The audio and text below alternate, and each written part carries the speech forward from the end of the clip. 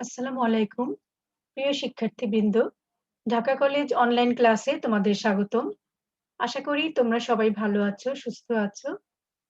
আজকে তোমাদের নন মেজর স্টুডেন্টদের সেকেন্ড ইয়ারের একটা ক্লাস নিচ্ছি।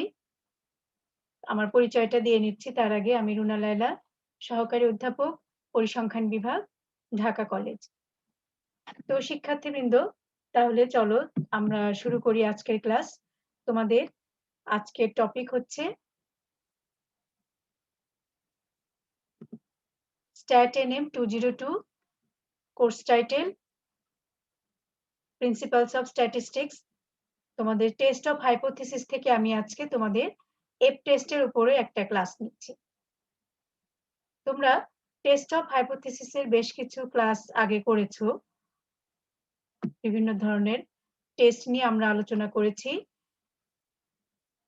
টি টেস্ট, কাই স্কয়ার টেস্ট। আজকে আমরা তোমাদের এফ টেস্টের উপরে একটা ক্লাস নিচ্ছি। তোমরা মনোযোগ দিয়ে ক্লাসটি করবে আশা করি।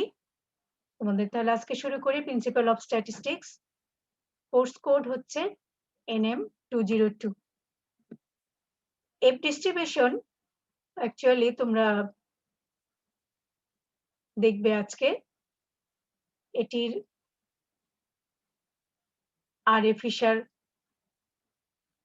1924 এটা আবিষ্কার করেছিলেন। সেই জন্য ওনার নাম অনুসারে ফিশার থেকে এফ ডিস্ট্রিবিউশন নামকরণ করা হয়েছে। এটা মূলত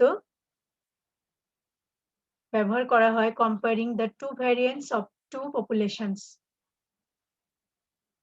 It is defined in terms of ratio of the variance of two normally distributed populations. So it is sometimes also called variance ratio. তোমরা যখন পপুলেশন ভেরিয়েন্স কে আমরা সিগমা স্কয়ার দিয়ে ডিফাইন করি, sample variance K S square দিয়ে define করে থাকি। তো এখানে এফ ডিস্ট্রিবিউশন কে আমরা এভাবে আইডেন্টিফাই করি, S1 square divided by sigma 1 square, S2 square divided by sigma 2 square. Sigma 1 square হচ্ছে একটা পপুলেশনের ভেরিয়েন্স, আর সিগমা 2 স্কয়ার হচ্ছে আরেকটা পপুলেশনের ভেরিয়েন্স।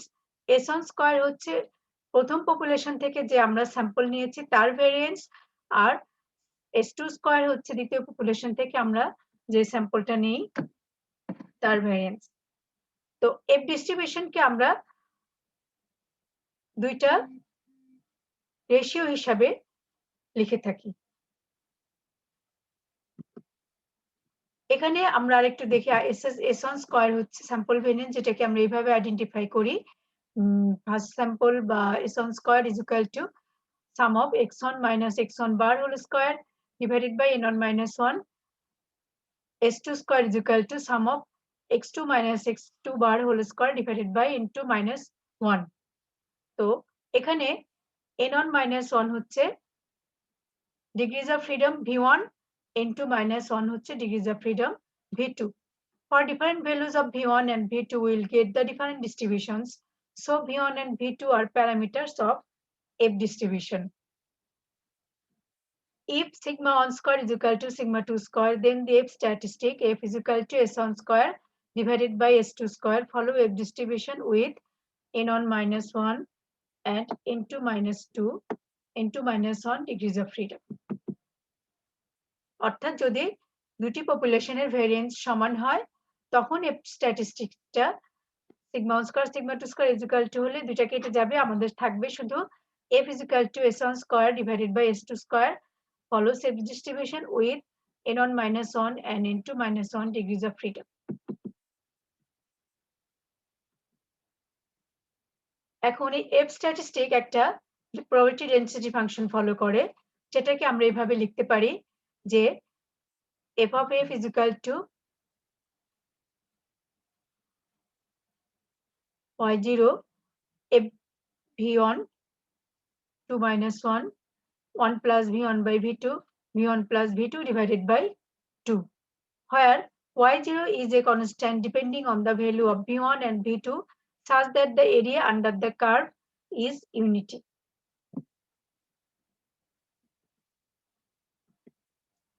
F distribution এর কিছু প্রপার্টিজ আমরা দেখে নিচ্ছি। It is positively skewed and its skewness decrease with increase in V1 and V2. অর্থাৎ যেহেতু F distribution একটা রেশিও, কিসের রেশিও? ভ্যারিয়েন্স।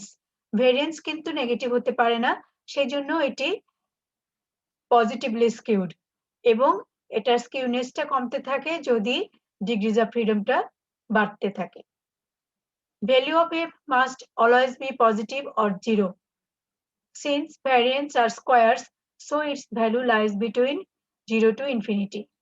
অর্থাৎ f এর মান সবসময় 0 থেকে ইনফিনিটি থাকবে, কারণ এটি কখনো নেগেটিভ হতে পারে না, কারণ এটা ভ্যারিয়েন্স সবসময় square term.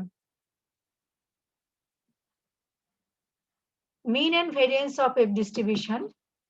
Mean is equal to V2 divided by minus V2 minus 2 for V2 is greater than 2.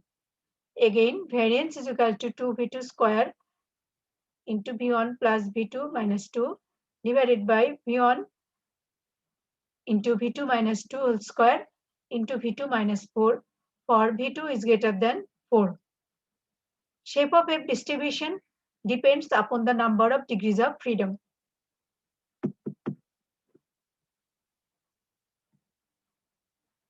তাহলে আমরা F distribution এর ডেফিনেশন, probability density function এবং প্রপার্টিজ গুলো দেখে নিলাম।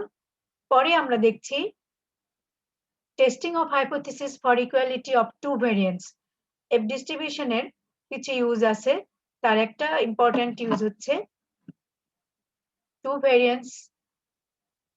ভ্যারিয়েন্সের ইকুয়ালিটি টেস্ট করা। আমরা এখন সেটা দেখছি।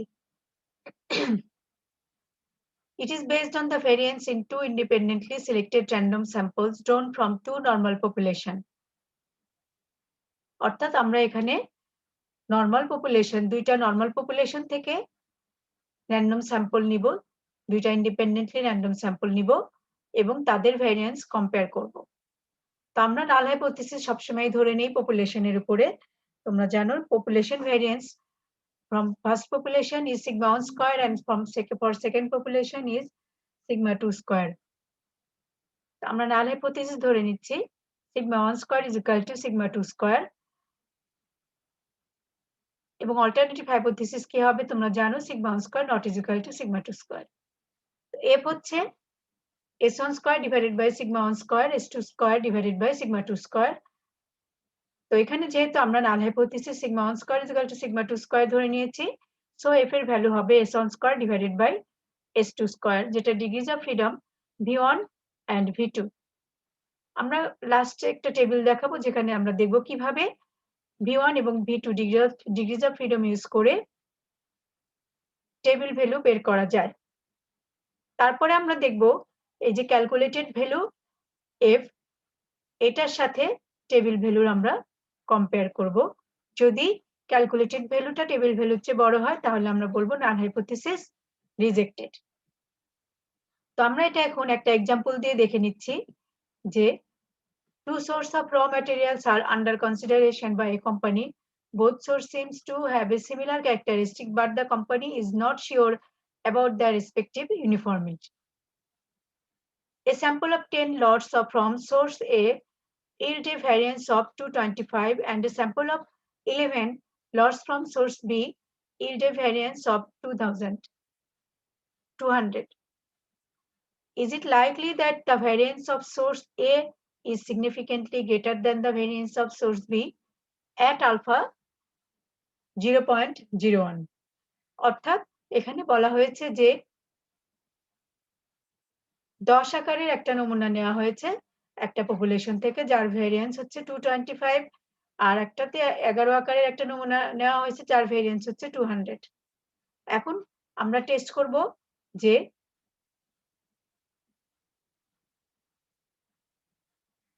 the variance of source A is significantly greater than the variance of source B at 0.01, alpha 0.01, অর্থাৎ 1% level of significance a population দুটি সিগনিফিকেন্ট কিনা সেটা আমরা এখন টেস্ট করতে যাচ্ছি।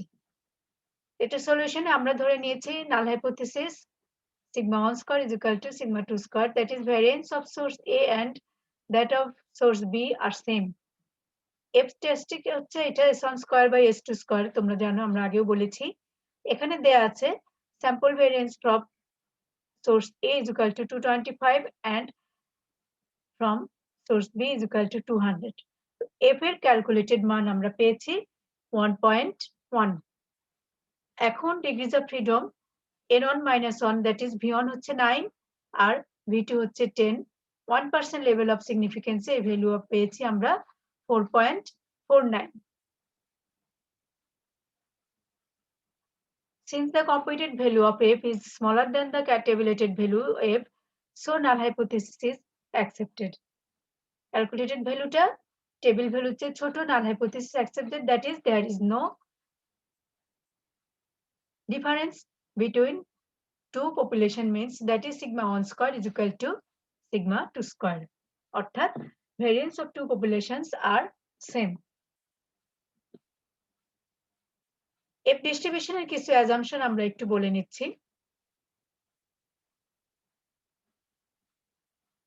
Population must be approximately normally distributed, এটা আমরা আগেই বলেছি, that is এটা বেল কার্ভ হবে in order to use the test, এবং স্যাম্পল গুলো ইন্ডিপেন্ডেন্ট হতে হবে।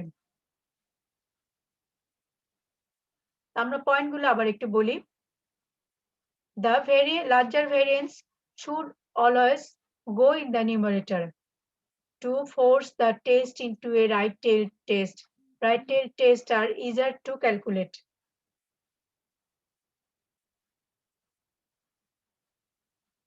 তার মানে দুইটা ভেরিয়েন্সের মধ্যে যেটা বড় সেটা আমরা নিউমারেটর হিসেবে ইউজ করব। Two-tailed test divided by alpha by 2 before finding the right critical value. অর্থাৎ two-tailed টেস্টে আলফাকে 2 দিয়ে ভাগ করে নিতে হবে আমরা যখন টেবিল ভ্যালুটা দেখব। If we are given standard deviation, they must be squared to get variance. অর্থাৎ F ক্যালকুলেশন করার সময় আমাদের যদি স্ট্যান্ডার্ড ডেভিয়েশন দেওয়া থাকে, আমরা জানি যে ভ্যারিয়েন্স হচ্ছে স্ট্যান্ডার্ড ডেভিয়েশনের স্কয়ার। সো আমরা যেহেতু F টেস্ট ভ্যারিয়েন্স নিয়ে কাজ করি, যদি কখনো স্ট্যান্ডার্ড ডেভিয়েশন দেওয়া থাকে সেটাকে আমরা স্কয়ার করে নিব।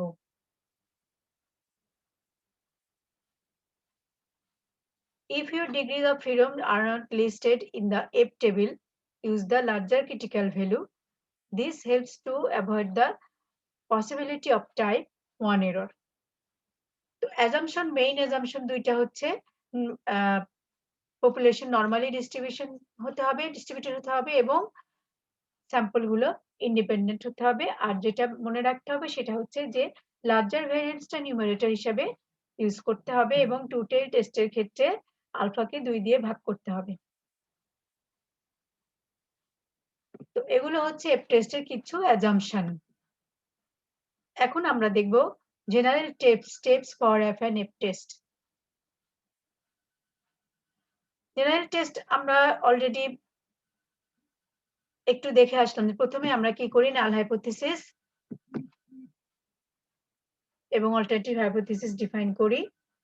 এরপরে আমাদের ক্যালকুলেটেড ভ্যালু বের করতে হয়েছে, তারপরে আমরা টেবিল ভ্যালু বের করি এবং সেটাকে ক্যালকুলেটেড ভ্যালুর সাথে কম্পেয়ার করি।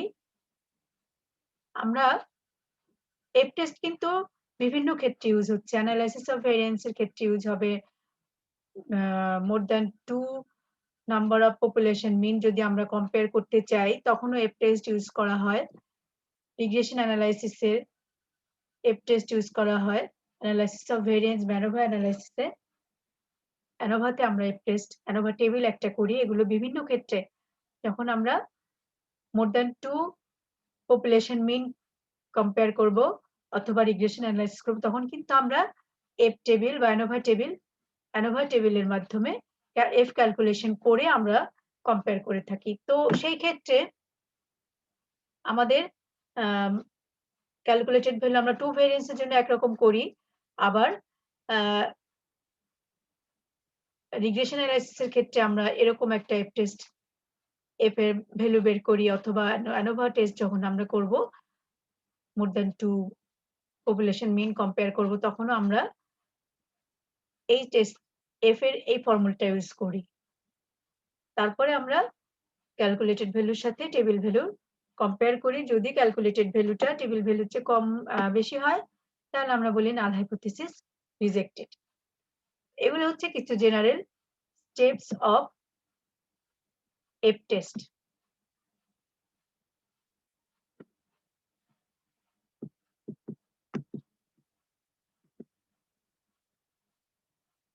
এখন আমরা দেখব test statistic for testing the null hypothesis that k population means are equal. দুইটা পপুলেশন মিন কম্পেয়ার করার জন্য আমরা কিন্তু টি টেস্ট ইউজ করি, বাট যখন more than 2 population mean equal কিনা টেস্ট করব সেটার জন্য কিন্তু এফ টেস্ট করা হয়। এবং সেই ক্ষেত্রে আমরা যে স্টেপ গুলো ফলো করি সেটা একটু দেখে নিই। আমরা এরপর একটা এক্সাম্পল দেখব। সেক্ষেত্রে এফ হচ্ছে mean square treatment divided by mean square error. If the K population are normally distributed with a common variance and if null hypothesis আমরা ধরি mu1 is equal to mu2 up to mu k is true, then under independent random sampling F approximately follows an F distribution with degrees of freedom k minus 1 and degrees of freedom n minus k. The test is right-tailed. Hypothesis is rejected at level of significance if calculated F is greater than tabulated F. Simple কথা, আমরা ধরে নিয়েছি যে যদি আগেও বলেছি যে যদি ক্যালকুলেটেড এফটা টেবিল ভ্যালুর চেয়ে বড় হয় তাহলে আমরা নাল হাইপোথিসিস রিজেক্ট করে থাকি। More than 2 population that is k number of population mean compare করতে গেলে আমরা ধরে নেই null hypothesis mu1 is equal to mu2 up to is equal to mu k, এবং এটা অল্টারনেটিভ হাইপোথিসিস কি হবে যে any two are unequal, অর্থাৎ যে কোনো দুইটা যদি আনইকুয়াল হয় তাহলে সবগুলোর সাথে সেটা আনইকুয়াল হবে।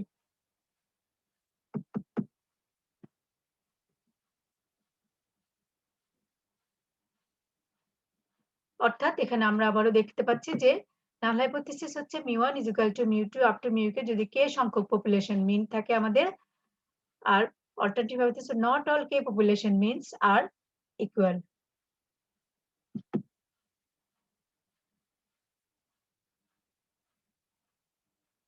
K sample means the sample variance and K sample size are summarized in the table. এখন এই ক্ষেত্রে K সংখ্যক পপুলেশনের জন্য আমরা এভাবে একটা টেবিল তৈরি করতে পারি যে 1 population 1 to up to K. First population is sample size in 1, second population is sample size in 2, K number K population is sample size in K. একইভাবে sample mean আমরা পাবো K সংখ্যক x1 bar x2 bar up to xk bar, sample variance ও পাবো আমরা K সংখ্যক s1 square s2 square up to sk square.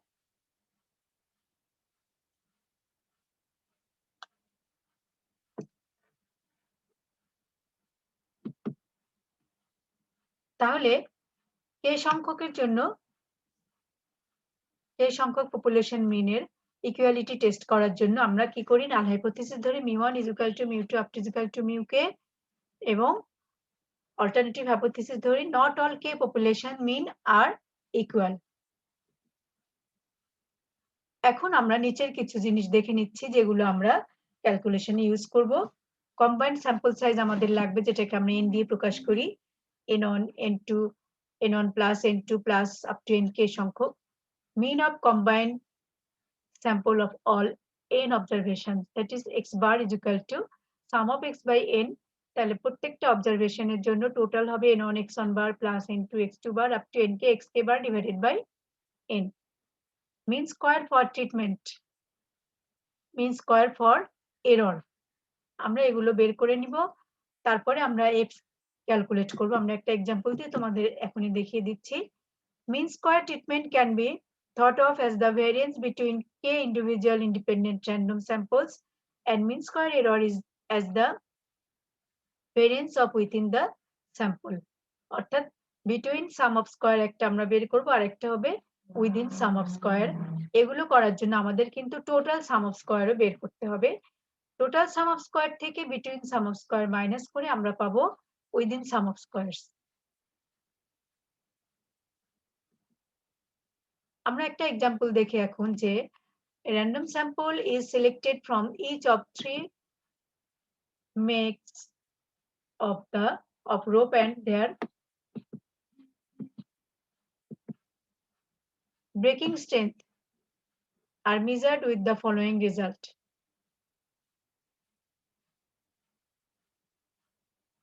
Number 1, এখানে আছে 1 2 3 4 5টা স্যাম্পল 2 3 তিনটা জায়গা থেকে আমরা রোপের ব্রেকিং স্ট্রেংথ মেজার করছি। Test whether the breaking strength of ropes differ significantly. এই তিন ধরনের রোপের ব্রেকিং স্ট্রেংথ ইকুয়াল কিনা আমরা সেটা টেস্ট করব, ডিফারেন্স আছে কিনা তাদের মধ্যে। তা আমাদের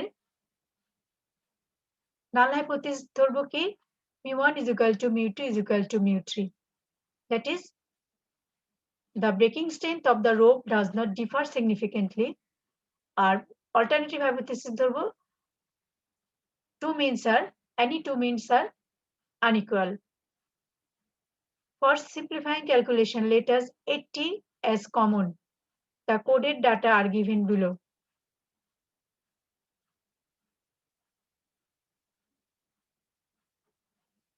তাহলে x1 সবগুলো থেকেই আমরা ক্যালকুলেশন সহজ করার জন্য আমরা এখানে 80 একটা আরবিট্রারি ভ্যালু ধরে নিয়েছি, যেখান থেকে সব মাইনাস করেছি, করে আমরা এগুলো মান পেয়েছি 80 সবগুলো থেকে মাইনাস করেছি, করে আমরা x1 x2 x3 পেয়েছি। তোমরা যদি একটি কোনো ভ্যালু না নিয়েও করো তাতেও অসুবিধা নেই, সেম সরাসরি এখান থেকেও তোমরা ক্যালকুলেট করতে পারো, ঠিক আছে। এবং আমরা x1 sum of x1 square sum of x2 sum of x1 sum of x1 square sum of x2 sum of x2 square sum of x3 sum of x3 square calculate করেছি।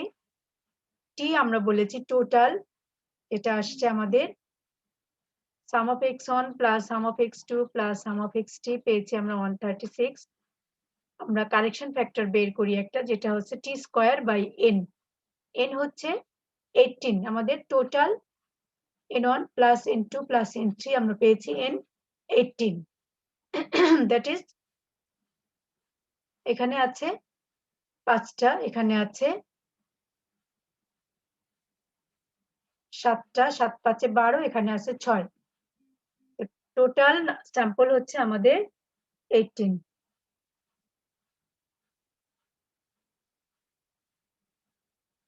Correction factor হচ্ছে formula হচ্ছে t square by n, that is 136 square by 18।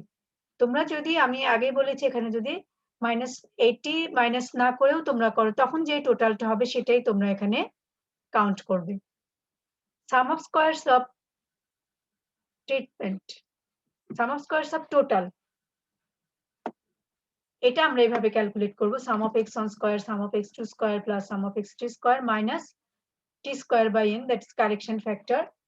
এটা আমরা পেয়েছি sum of x1 square sum of x2 square sum of x3 square table থেকে আমরা মান নিয়ে যোগ করে মাইনাস কারেকশন ফ্যাক্টর আমরা পেয়েছি 6964.44।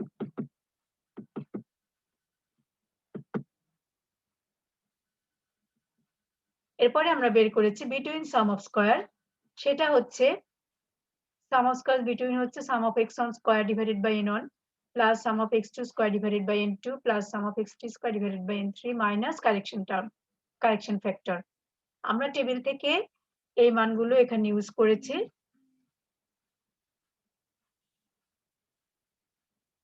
বের করেছি আমরা sum of squares between sum of squares, এটাকে আবার ট্রিটমেন্ট সাম অফ স্কয়ারস বলা হয়। এটার ভ্যালু আমরা পেয়েছি 5838.44। এখন আমরা উইদিন সাম অফ স্কয়ার বের করব, যেটাকে বলা হয় এরর সাম অফ স্কয়ারস। সেটা আমরা টোটাল সাম অফ স্কয়ার থেকে বিটুইন সাম অফ স্কয়ারস কে মাইনাস করে পেয়েছি 1126। এখন এই যে আমরা সাম অফ স্কয়ারস গুলো বের করেছি, এগুলো দিয়ে আমরা একটা অ্যানোভা টেবিল তৈরি করেছি, তোমরা সেটা দেখে নিচ্ছ। আমাদের এখানে কি কলাম আছে? Source of variation, sum of squares, degrees of freedom, mean square. তোমরা চাইলে এখানে F calculated value, F table value এরকম আরো ২ টা কলাম করতে পারো, না করলেও অসুবিধা নাই। তো আমরা এখানে যে মানগুলো পেয়েছি সেগুলো এখন বসিয়ে দিচ্ছি। যে বিটুইন সাম অফ স্কয়ার আমরা পেয়েছিলাম 5838.44। আমাদের এখানে ৩ টা গ্রুপ ছিল। So degrees of freedom, number of sample ছিল k। তো ডিগ্রিজ অফ ফ্রিডম হবে k-1 অর্থাৎ 3 - 1 দ্যাট ইজ 2। আমরা মিন স্কয়ার কিভাবে বের করি? সাম অফ স্কয়ারস কে ডিগ্রিজ অফ ফ্রিডম দিয়ে ভাগ করে মিন স্কয়ার বের করেছি 2919.22 অর্থাৎ 5838.44 divided by 2 is equal to 2919.22। আবার উইদিন স্যাম্পল যেটা ছিল সেটা আমরা বের করেছি টোটাল থেকে বিটুইনটা মাইনাস করে। তোমরা দেখেছো আগে করেছি আমরা। টোটাল সাম অফ স্কয়ারস আমরা আগেই বের করেছিলাম। যেটা ছিল 6964.44। টোটাল সাম অফ স্কয়ার থেকে বিটুইন সাম অফ স্কয়ারস মাইনাস করে আমরা পেয়েছি উইদিন সাম অফ স্কয়ার যেটা ছিল 1126। আমাদের টোটাল অবজারভেশন ছিল 18 এবং ডিগ্রিজ অফ ফ্রিডম আমাদের টোটাল ডিগ্রিজ অফ ফ্রিডম হবে 18 - 1 that is 17, but within degrees of freedom হবে n - k অর্থাৎ 18 - 3 দ্যাট ইজ 15। এই 15 দিয়ে আমি সাম অফ স্কয়ারস কে ভাগ করলাম, উইদিন সাম অফ স্কয়ারস কে ভাগ করে আমরা পেয়েছি 75.07। তো ২ টা মিন স্কয়ার বের করেছি আমরা। একটা হচ্ছে বিটুইন স্যাম্পল এর জন্য আর একটা হচ্ছে উইদিন স্যাম্পল এর জন্য, অর্থাৎ বিটুইন মিন স্কয়ার আরেকটা হচ্ছে এরর মিন স্কয়ার। তো এফ ক্যালকুলেটেড ভ্যালু আমরা এখন বের করব, যেটা হচ্ছে উপরে আমরা নিয়েছি between sum of square divided by within sum of squares বা এরর সাম অফ স্কয়ারস। আমরা পেয়েছি 38.89। এখন আমরা এফ টেবিল থেকে এই যে 2 আর 15 এর জন্য টেবিল ভ্যালু আমরা বের করব। এখানে একটা টেবিল দেখতে পাচ্ছ তোমরা।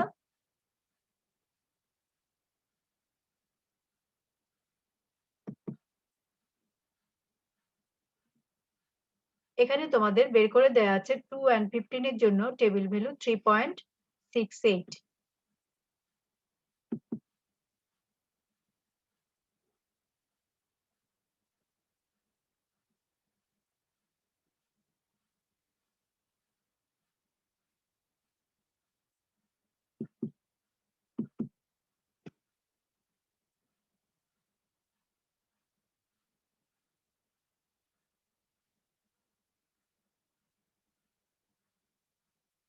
আমরা এভাবে টেবিল থেকে উপরে আমরা 2 দেখব, নিচে 15 এর জন্য টেবিল ভ্যালু আমরা এখানে পেয়ে যাব। 1 টেল 2 টেল বিভিন্ন ধরনের আছে। এখানে আমাদের টেবিল ভ্যালু পাওয়া গেছে 3.68 এবং ক্যালকুলেটেড ভ্যালু আমাদের ছিল 38.89, অর্থাৎ ক্যালকুলেটেড ভ্যালু টেবিল ভ্যালুর চেয়ে অনেক বড়। সো আমরা নাল হাইপোথিসিস রিজেক্ট করতে পারি। আমরা নাল হাইপোথিসিস কি ধরেছিলাম যে breaking strength of the ropes, there is no difference between breaking strength of the rope, but আমরা দেখতে পাচ্ছি সেটি রিজেক্টেড হয়েছে। সো আমরা ডিসিশন দিতে পারি যে breaking strength of the rope differ significantly, অর্থাৎ breaking strength of the rope are not same. আমাদের নাল হাইপোথিসিস রিজেক্টেড এবং অল্টারনেটিভ হাইপোথিসিস অ্যাকসেপ্টেড। এভাবে এটাকে আমরা কিন্তু ওয়ান ওয়ে অ্যানোভা টেবিলও বলতে পারি। এটা তোমাদের জন্য ইম্পর্টেন্ট। এটা আমরা মোর দ্যান 2 এর অধিক গড় যাচাইয়ের জন্য এই ধরনের টেস্ট আমরা ইউজ করে থাকি। এখানে তোমরা দেখতে পাচ্ছ যে ফার্স্ট স্যাম্পলে আছে 5 টা, এখানে আছে 8 টা, এখানে আছে 6 টা। এরকম কিন্তু আনইকুয়াল, বাট এগুলো সেমও হতে পারে। সেম হলেও কিন্তু আমরা একই নিয়মেই এই অ্যানালাইসিসটা করব।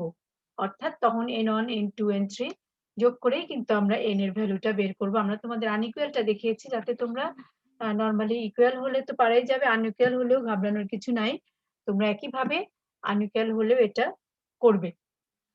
তো প্রিয় শিক্ষার্থীরা, আমরা অনওয়ে ক্লাসিফিকেশন বা অনওয়ে ANOVA টেবিল অ্যানালাইসিসটা আমরা দেখলাম মোর দ্যান 2 পপুলেশন মিন কম্পেয়ার করার জন্য বা সিগনিফিকেন্সি টেস্ট করার জন্য। এই প্রবলেমে আমরা দেখতে পেলাম যে পপুলেশন মিন ইজ সিগনিফিক্যান্ট, অর্থাৎ তাদের মধ্যে ডিফারেন্ট আছে। এভাবে আমরা বিভিন্ন ২টা-৩টা গ্রুপের ছাত্রদের মধ্যে কম্পেয়ার করতে পারি, অথবা বিভিন্ন ধরনের টিউব লাইট কম্পেয়ার করতে, বিভিন্ন কোম্পানির লাইটের লাইফ স্ট্রেংথ আমরা কম্পেয়ার করতে পারি। এভাবে বিভিন্ন ধরনের টেস্ট আমরা টেস্টের মাধ্যমে যাচাই করতে পারি। তো প্রিয় শিক্ষার্থীবৃন্দ, আমরা আজকে এফ টেস্ট নিয়ে আলোচনা করলাম। এফ টেস্টের ডেফিনেশন, তাদের অ্যাজাম্পশন, স্টেপস, ইউজেস এগুলো আমরা আজকে দেখলাম। আশা করি তোমরা ঠিকমতো ক্লাস করেছো এবং তোমরা পড়াশোনা চালিয়ে যাবে। সেই সাথে পরীক্ষার প্রস্তুতি নিবে। ইনশাআল্লাহ আমরা চেষ্টা করব, যদি পরিস্থিতি স্বাভাবিক হয় ঈদের পরে হয়তো তোমাদের আবারও পরীক্ষা, ক্লাস সব শুরু করতে পারবো। আমরা সেই আশা ব্যক্ত রাখছি আজকে তোমাদের এই ক্লাসে। তো আমরা আবার একটু দেখে যাচ্ছি ফার্স্ট থেকে লাস্ট পর্যন্ত যা আমরা আজকে করেছি। আমরা ডিস্ট্রিবিউশনের ডেফিনিশন দেখেছি, প্রবাবিলিটি ডেনসিটি ফাংশন দেখেছি, প্রপার্টিজ গুলো আলোচনা করলাম। এরপরে আমরা দেখেছি দুটি ভেরিয়েন্সের ইকুয়ালিটি টেস্ট করার জন্য আমরা এফ টেস্ট কিভাবে ইউজ করি। আর আমরা দেখেছি, এটা একটা এক্সাম্পল দিয়ে দেখেছি, অ্যাজাম্পশন গুলো দেখেছিলাম যে অবশ্যই পপুলেশন গুলো নরমালি ডিস্ট্রিবিউটেড হতে হবে এবং স্যাম্পল গুলো ইন্ডিপেন্ডেন্টলি ড্র করতে হবে। আর যেটা নিউমারেটর ভ্যালুটা, মানে বড় ভেরিয়েন্সটা নিউমারেটর হিসাবে ইউজ করতে হবে। এরপরে আমরা দেখেছি কতগুলো জেনারেল স্টেপ, এফ টেস্টের জেনারেল স্টেপ আমরা দেখেছি যে নরমালি আমরা এটা বিভিন্ন জায়গায় ইউজ করা হয়। রিগ্রেশন অ্যানালাইসিস ইউজ করি, পপুলেশন ২ এর অধিক গড় যাচাইয়ের ক্ষেত্রে এফ টেস্ট ইউজ করা হয়। ২টা ভেরিয়েন্ট যাচাইয়ের জন্য এফ টেস্ট আমরা ইউজ করি। তো সেই ক্ষেত্রে আমরা যে কতগুলো স্টেপ ফলো করব সেটা একটু দেখে নিয়েছি এবং এর ফলে আমরা একটা নাল হাইপোথিসিস যখন কে নাম্বার অফ পপুলেশন মিনস এর জন্য আমরা টেস্ট করব, তখন যেই ধারাবাহিকতাটা মেইনটেইন করতে হয় বা যে স্টেপ গুলো ফলো করতে হয় সেগুলো আমরা আজকে তোমাদের দেখিয়েছি, থিওরিটিক্যালি দেখিয়েছি এবং একটা এক্সাম্পল দিয়ে আমরা পুরো বিষয়টা আলোচনা করেছি আজকে। আশা করি তোমরা ক্লিয়ার হয়েছে এফ টেস্টের ব্যবহার এবং এর যে অ্যাপ্লিকেশন। মেইনলি ২টা তোমাদেরকে আজকে আলোচনা করলাম, টু ইকুয়ালিটি অফ ভেরিয়েন্স আর হচ্ছে নাম্বার অফ কে পপুলেশন মিনের সিগনিফিকেন্সে টেস্ট করার জন্য। তো শিক্ষার্থীরা, আজকে আমরা এখানেই শেষ করছি। তোমরা সবাই ভালো থাকো, সুস্থ থাকো, নিরাপদে থাকো। আজকে এ পর্যন্তই। ধন্যবাদ সবাইকে। আল্লাহ হাফেজ।